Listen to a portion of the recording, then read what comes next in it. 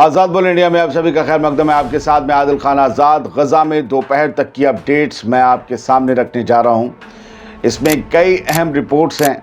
गज़ा में काम करने वाले एक ऑस्ट्रेलियन डॉक्टर की रिपोर्ट जो है वो ज़रूर देखिएगा, और कैसे नेतन्याहू के लिए मुसीबत खुद तेल अवीव से लेकर इसराइल के कब्ज़े वाले कई इलाकों में खड़ी हो रही, वो भी देखिएगा।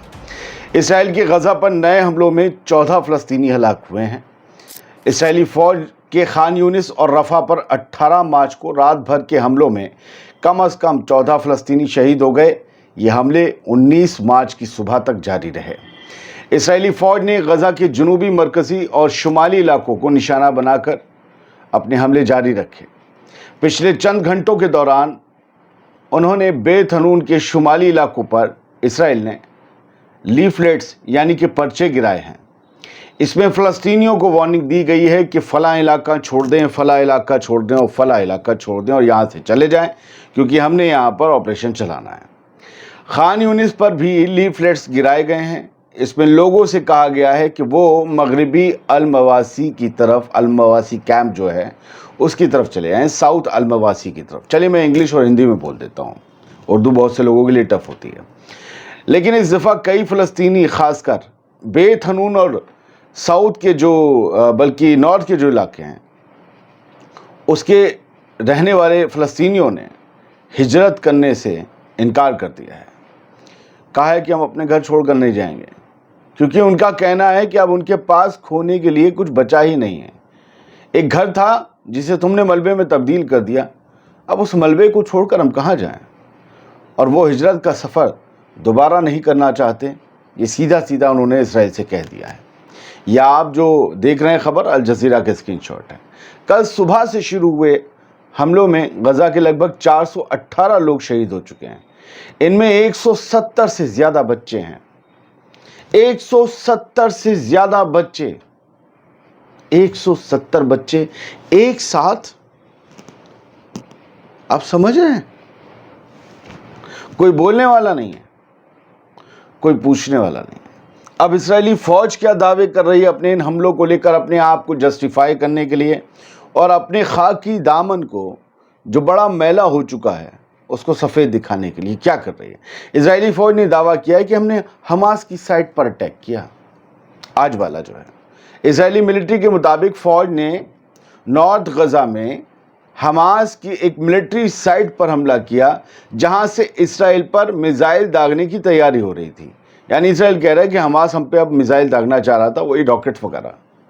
इसराइली नेवी ने भी गज़ा के समुद्री इलाके में कुछ कश्तियों को निशाना बनाया, जो उनके मुताबिक हमास और इस्लामिक जिहाद के एक्शन के मकसद के लिए इस्तेमाल की जा रही थी।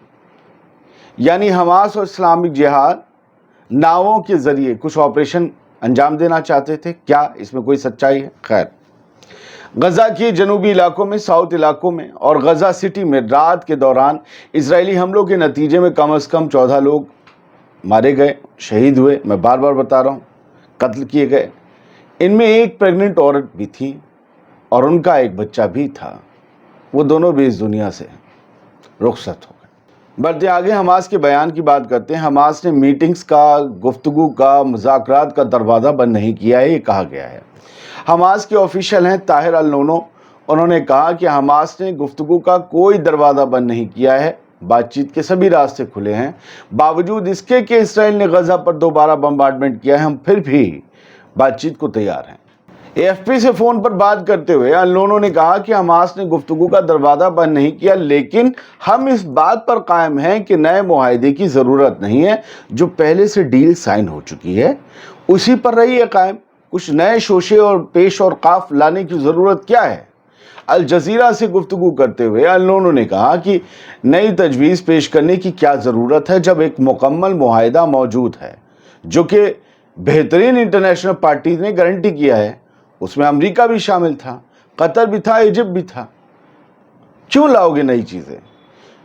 अल-नोनो ने कहा कि एक UN सिक्योरिटी काउंसिल का रेजोल्यूशन भी मौजूद है। हमने हर उस कोशिश का अच्छी नीयत के साथ जवाब दिया है जो हमारी तरफ से की गई थी। अल-नोनो ने इल्ज़ाम लगाया कि नेतन्याहू खुद मुआहदे से पीछे हट गया है। नेतन्याहू ने जानबूझकर इसे नज़रअंदाज किया है, तो प्रेशर नेतन्याहू पर डाला जाना चाहिए, ना कि हमास या फ़लस्तीनी मुकावमत पर। यह अल नोनो का कहना है कि अगर कोई प्रेशर डालना है बातचीत के लिए, झुकाने का किसी को, तो नेतन्याहू पर डालो। हम तो हर एक चीज़ की जो है पासदारी कर रहे हैं। अल नोनो ने यह भी कहा कि इजरायली फ़ौज के पास अपनी कार्रवाइयों को जायज़ ठहराने का कोई सबब नहीं है। वो माजी और हालात दोनों में मुआहदे की खिलाफ वर्जी करती रही हैं और आज भी वही कर रही हैं। अब एक ऑस्ट्रेलियन डॉक्टर की रिपोर्ट सुनिए। एक ऑस्ट्रेलियन डॉक्टर ने गजा की बमबारी के असरात बयान किए हैं, ज़रा ध्यान से सुनिएगा। सुनिए।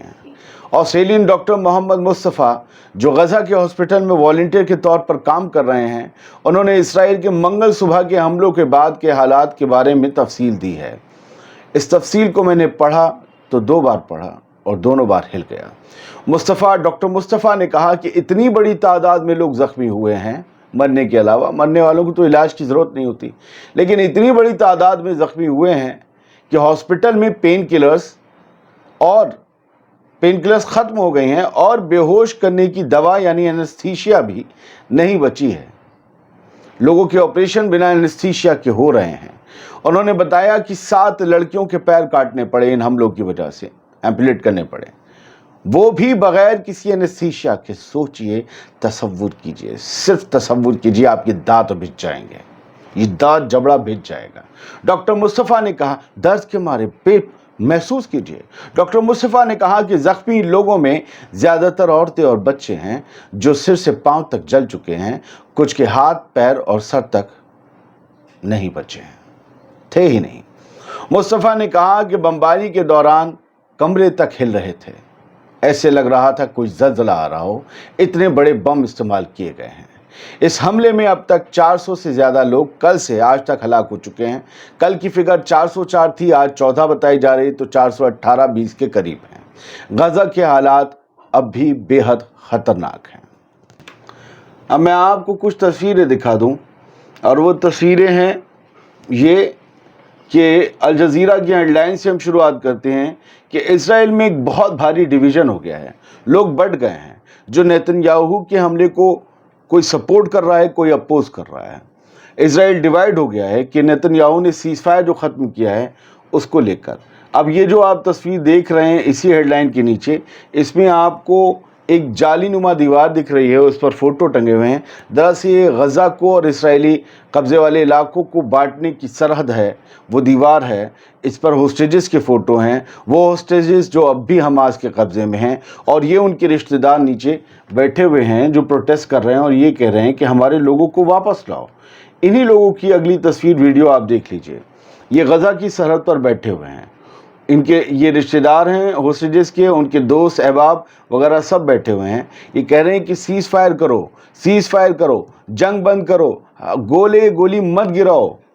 ये कहा है कि इनाब जानगुकर और दूसरे रिश्तेदार जो हैं होस्टेजेस के, वो प्रोटेस्ट कर रहे हैं गज़ा की फेंस के पास। सभी लोगों का मुतालबा है कि जंग को ख़त्म किया जाए। ये एक बंटवारा है इसराइल के अंदर। एक दूसरा बंटवारा ये सड़कों पर है, ये तेल अवीव की सड़कें हैं। औरतों के हाथ में आप देख रहे हैं कार्डबोर्ड, सब में हैब्रू पर लिखा है, दूसरे में कुछ कार्टून्स बने हुए हैं और हैब्रू पर लिखा हुआ है स्टॉप द वॉर लिखा हुआ है। लोग मिल कर रहे हैं बच्चों का कत्ल बंद हो, ठीक है, स्टॉप गज़ा जेनोसाइड। तेल अवीव में आप पूरी कौम, पूरे इसराइल की बर्बादी को बहुत से लोग कहते हैं, ये तेल अवीव में लोग खड़े हुए हैं। क्या इनकी हिम्मत है आईडीएफ और नेतन्याहू के सामने स्टॉप गज़ा जेनोसाइड लिख रहे हैं ये सारे लोग वहाँ पर। हम आप तो कमरे से नहीं निकल पाते, सारे लोग जंग बंद करने को कह रहे हैं। और क्या है, तेल अवीव की सड़कें, लिखा है सैकड़ों डेमोन्स्ट्रेटर्स आए, उन्होंने कहा कि जेनोसाइड को ख़त्म करो। सोल्जर्स से कहा है कि जो है सोल्जर्स के उन्होंने रिफ्यूज़ भी किया, उन्हें नाकाम भी बताया।